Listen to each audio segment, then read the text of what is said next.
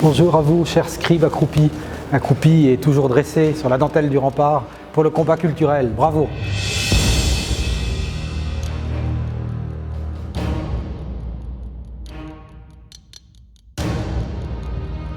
Alors, les visiteurs, en ce printemps 2019 du château de Fontainebleau, vont découvrir, en accord avec le prisme historique qui nous guide, une nouvelle exposition liée à l'œuvre de Napoléon, intitulée « La maison de l'empereur, servir et magnifier Napoléon Ier », que certains de ses contemporains appelaient Napoléon le Grand. Cette exposition est née d'un étroit partenariat avec le Musée des Beaux-Arts de Montréal, qui a associé deux autres étapes outre-Atlantique, le musée des Beaux-Arts de Richmond en Virginie et le Nelson Atkins Museum à Kansas City. Le commissaire général en est Sylvain Cordier, conservateur des arts décoratifs au musée des Beaux-Arts de Montréal. L'étape de Fontainebleau est une reconfiguration selon trois séquences. Les réseaux des palais impériaux. 2, acteurs de la cour en représentation. Et 3, la manufacture impériale de Sèvres au service de la maison de l'empereur pour des cadeaux et des étrennes. C'est l'occasion de faire venir, par ce partenariat à 4, tout à fait exceptionnellement d'outre-Atlantique, des pièces notamment de porcelaine inouïes.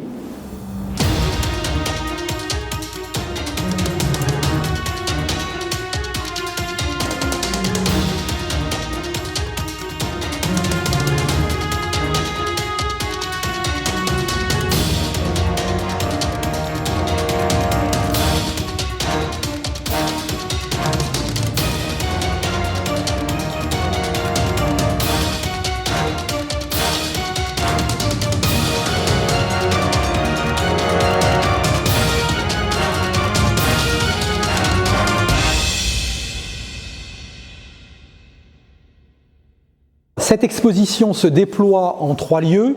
Dans l'ordre du parcours, c'est successivement le musée Napoléon Ier, qui est le plus proche en entrant, puis la grande salle d'exposition pour l'essentiel, puis le parcours palatial. Il se trouve que ici, dans cette galerie François Ier, qu'on appelait Galerie de l'Empereur sous l'Empire, qui en partie basse présente des lambris sculptés, eh bien, sont implantés correspondant au battant d'une porte qui permet d'accéder à l'antichambre de l'empereur, qui commande les grands appartements, eh bien, l'insertion se fait harmonieusement et en écho à ces lambris sculptés Renaissance, on sculpte des battants de portes de motifs non pas néoclassiques antiques, mais reprenant des armes Renaissance telles ce casque de parade, sommet d'une enseigne où l'on voit encore le monogramme N du souverain bûché en 1814 et l'étoile des Buonaparte, meuble héraldique de la famille Buonaparte en Corse, évoquant la bonne étoile qui guide l'empereur et sa trajectoire fulgurante que vous pouvez découvrir au travers du parcours palatial où ponctuellement vous avez ainsi dans la partie de l'appartement de l'impératrice une évocation du rôle de la maison de l'impératrice et des dames du palais par exemple. La maison de l'empereur est le système né de l'élévation à l'Empire qui vise à entourer le souverain d'un organisme vivant et protecteur sous tous ses aspects, c'est-à-dire loger, protéger, nourrir, magnifier la personne du souverain. Ça s'inspire évidemment et ça reprend la maison du roi d'Ancien Régime, quelque peu discréditée et considérée comme fort dépensière. Cette maison de l'empereur naît en juillet 1804, 2 mois après l'élévation à l'Empire, et l'intention de Napoléon est d'en imposer aux siens et à l'Europe, et de s'isoler, de se rendre inaccessible. Il le dit lui-même, « Je ne voulais pas que le premier venu pût me toucher sur l'épaule ». Et le premier venu, ça peut être un général comme lui, issu de la Révolution et qui aurait quelques jalousies. C'est pourquoi il établit cette espèce de bulle protectrice autour de lui. Le rôle des huissiers, chambellans, en voyage, en déplacement écuyer, étant de l'isoler du commun des mortels. La pièce la plus étonnante probablement de cette exposition est ce guéridon des palais impériaux devenus en 1814 royaux. Cette pièce superbe offre un piétement qui affecte la forme d'un palmier. Vous voyez l'écorce, vous voyez les palmes, et cela reprend le motif choisi comme emblème pour la maison de l'empereur. Ce palmier, cet arbre protecteur et nourricier, les dates, en même temps. Le plateau présente un rassemblement extraordinaire de 9 médaillons. Au centre, en position comme un ombilic et de dimension plus grande, le palais des Tuileries, siège parisien du pouvoir. Tout autour, Saint-Cloud, première résidence de campagne de Sa Majesté l'Empereur, Fontainebleau, Saint-Germain, Rambouillet, Compiègne, Trianon, Versailles et Meudon.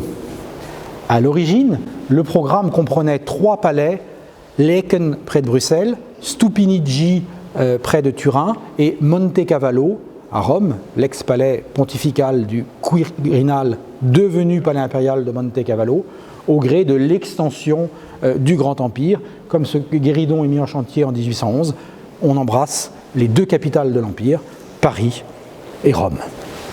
Évidemment, à la Restauration, Laeken, Stupinigi et Montecavallo vont être ôtés, remplacés par Meudon, Versailles et Saint-Germain. C'est une œuvre inouïe, incroyable, un de ces 5 guéridons mis en chantier sous l'Empire. Le premier d'entre eux, le guéridon des saisons, étant le seul à être resté continuellement en France au même endroit, c'est-à-dire dans l'appartement de l'impératrice, à Fontainebleau, les autres ayant, au hasard malheureux de l'errance des collections, étant allés l'un à Buckingham Palace, collection de la reine d'Angleterre, et 2 autres sont en collection privée new-yorkaise, dont cette pièce insigne, qui est incontestablement un trésor national, devrait être un trésor national pour notre pays, parce que à lui seul, ce guéridon des palais impériaux résume la constellation palatiale mise au service de Napoléon. Alors, une astuce scénographique est de présenter d'abord ce réseau des palais impériaux, cette constellation autour des Tuileries, puis, comme vu depuis un pavillon des Tuileries, un panorama de Paris, et c'est ainsi que Prévost l'a conçu, assurant avoir eu accès justement à un pavillon des Tuileries, puis, dans un troisième temps, à avoir l'intérieur du palais, en l'occurrence la petite galerie du Louvre, le musée Napoléon d'alors, ainsi dénommé par Dominique Vivant-Denon en 1803, l'empereur étant très symboliquement placé dans la salle des empereurs. Cet extraordinaire panorama par Prévost, qui daterait de 1804-1805, actualisé en 1813 pour certains détails, est un dessin fouillé préparatoire qui a servi à la traduction en grand d'un panorama présenté dans une rotonde, avec un tour circulaire de 120 mètres, considérable. Le visiteur était au centre, étant sur une position exaucée pour pouvoir, armé d'un livret qui détaillait différents monuments, pour pouvoir observer cette grande vue de Paris. Paris, que les Français alors appelaient la capitale de l'Europe, et à juste titre, avant 1814 en tout cas. Paris est ici présenté aux yeux des Viennois durant le congrès de Vienne, et on sait que ce grand panorama présenté dans les jardins du Prater par une personne qui est spécialiste en entreprise de panorama et pouvait être détaillé par les visiteurs armés de livrets en allemand, en français et en russe, et que après Vienne, ce panorama fait présenter à Leipzig, connu pour sa foire, et Berlin. Donc c'était vraiment une entreprise commerciale. Le paradoxe étant que Paris, qui était la tête de l'Europe sous Napoléon le Grand, eh bien, devient un objet d'observation dans la capitale des Habsbourg, qui est le lieu où l'on redessine l'Europe.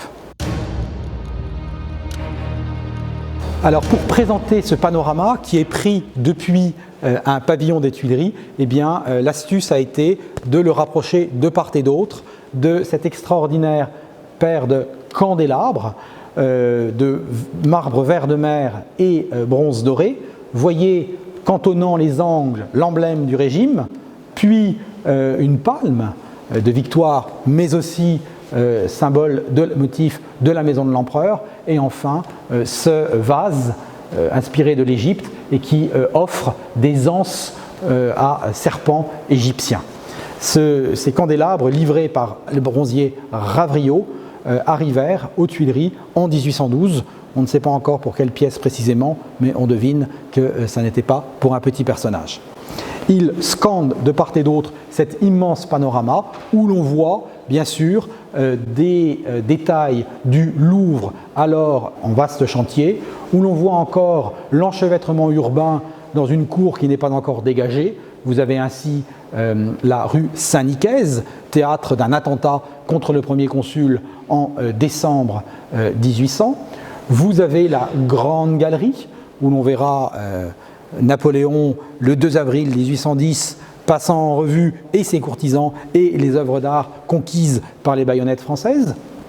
Le pont des Arts, le premier en fer construit à Paris, le palais de l'Institut national de France, siège des académies que l'on n'appelle pas ainsi, de l'Institut, la façade de Notre-Dame qui a traversé la Révolution et qui, après avoir été temple de la déesse Raison, interprétée par une actrice, les seins nus, puis du culte théophilanthropique inventé par la Révélière Lépaud, est rendu depuis le Concordat au culte catholique. Le Panthéon, qui depuis le 1er janvier 1806, dans sa partie haute, est aussi rendu au culte catholique. Les quais, une dent creuse, dirait-on aujourd'hui, où en fait était en cours de construction un palais d'Orsay. À l'arrière-plan, le dôme doré des Invalides, ce qui permet de penser que cette immense esquisse préparatoire a été retouchée en 1813, date actualisée en tout cas, date à laquelle le dôme est redoré. Et puis ici, un pavillon dit du roi de Rome, en bois, édifié par Fontaine, et qui permettait à l'héritier du trône, eh bien, lorsqu'il venait se promener sur les bords de Seine, de faire une halte.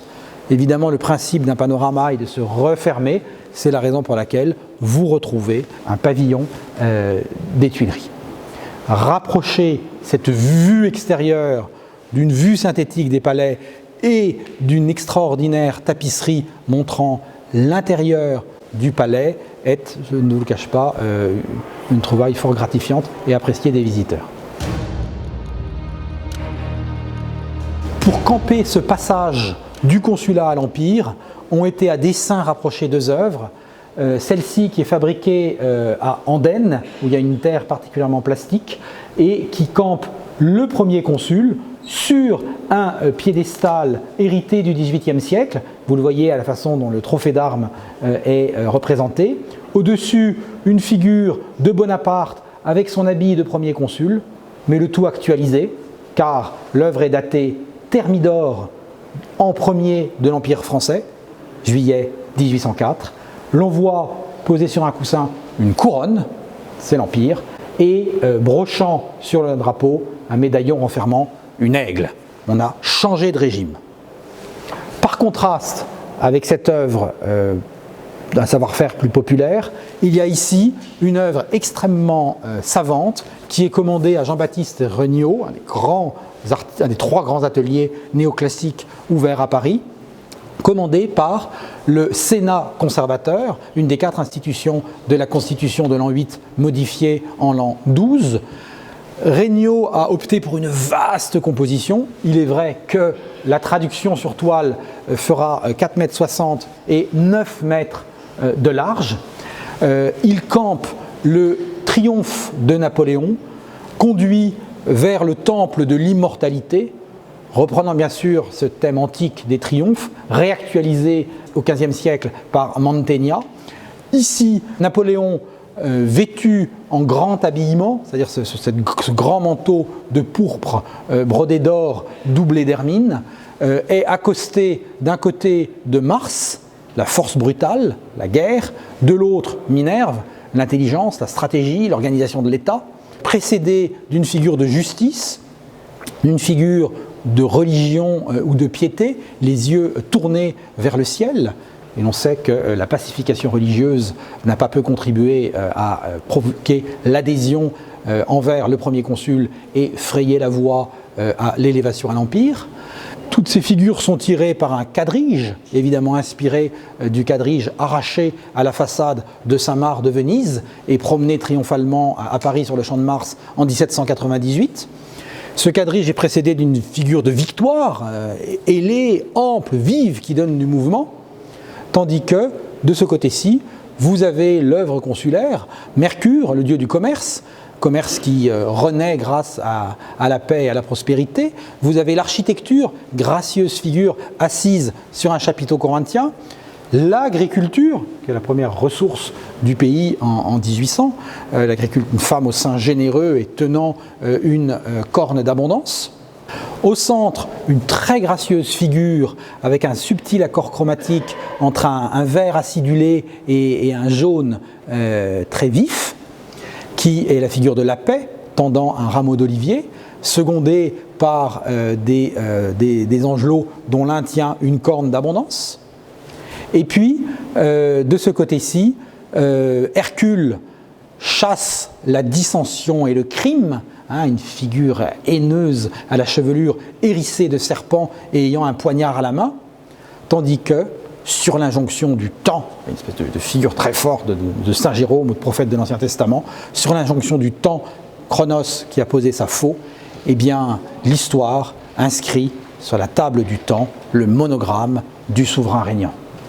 Il est mené jusqu'au temple de l'immortalité où l'attend un trône de gloire accosté de deux figures qui soutiennent une couronne appelée à surplomber la tête de cet empereur promis rien moins qu'à l'immortalité. Démarquée d'un tableau par Serangeli, cette tapisserie, ou plus exactement ce fragment d'une tapisserie de haute lice inachevée, campe dans la petite galerie du Louvre, l'empereur arpentant le musée Napoléon qui porte son nom. Astucieusement, l'artiste a placé dans le prolongement de la tête de l'empereur le groupe d'antiques le plus précieux au monde, le Laocoon, découvert fortuitement à Rome sous Jules II, et que, en vertu du traité de Tolentino signé par le général Bonaparte, chef de l'armée d'Italie, les Français ont pu choisir dans les collections romaines. Devenu empereur, portant son petit habillement à la française, c'est-à-dire échancré vers le bas, Napoléon est entouré de ses proches, un maréchal de l'Empire, qu'on reconnaît à la couleur bleue nationale de son uniforme, derrière Bessières, lui aussi maréchal et commandant la garde impériale, deux frères, Louis et Joseph, en prince français, Joseph évidemment inachevé, un soldat avec son grand bonnet d'ourson qui salue, c'est l'ancien salut où on montre que la main n'est pas armée, et un mamelouk de Sinon Roustan lui-même, du moins un de ces mamelouks revenus d'Égypte, et qui donne bien sûr une touche d'exotisme et de couleur chaude, rouge et jaune à la scène. Cette extraordinaire tapisserie est un très obligeant prêt du mobilier national, qui est aussi un des gros contributeurs de cette exposition, par cette tapisserie, par le prêt exceptionnel de 5 grands cartons de tapisserie que nous détaillons. Alors, un des choix de l'exposition est de mettre en exergue des attributs signifiant la fonction. C'est le cas pour l'épée de service de l'empereur, c'est le cas pour cette dague de vénerie exprimant bien sûr la chasse, ce sera le cas pour des bâtons, un bâton de cérémonie et une clé de chambellan. Dans cette petite section, nous avons voulu montrer quelle activité s'exerçait à Fontainebleau. Bien sûr, il y a la lecture, et là vous avez un ouvrage que Napoléon emporta en 1814 et que nous avons pu racheter par préemption il y a quelques années. Ce sont les Fables de La Fontaine. Et par écho amusant, 2 œuvres de Sèvres sont ornées des Fables de La Fontaine. Il y a l'organisation des spectacles, et là c'est le rôle du premier chambellan, le comte de Rémusat. Et il y a aussi, spectacle et chasse, c'était déjà au XVIIIe siècle les 2 points forts de Fontainebleau à l'automne. Il y a aussi bien sûr l'activité cinégétique. Et là, nous avons pu récemment acquérir cette extraordinaire carte coloriée d'époque, avec ses repères d'époque, qui appartenait au baron Adrien de Maigrigny, baron d'ancienne noblesse, qui est enrôlé par la maison de l'empereur comme écuyer, donc relevant de Caulaincourt, grand écuyer, et dont le rôle est, lorsque l'empereur est en chasse ou en campagne, de le protéger, de l'isoler. C'est la raison pour laquelle, une fois, un pétitionnaire, un ancien chef des guerres de Vendée, veut accéder à la personne de l'empereur. Il en est empêché par l'écuyer de Maigrigny. Il se fâche, ça débouche sur un duel. Maigrigny est blessé, Napoléon est furieux. Il dit: est-ce bien le rôle d'un écuyer que de jouer au paladin? Il a bien compris que c'est le registre de l'honneur, et il emploie à dessein un terme puisé dans le langage chevaleresque. Il blâme Maigrigny et il accède à la pétition du chef vendéen. Voilà l'intelligence du personnage pour rallier à lui les différentes composantes du pays.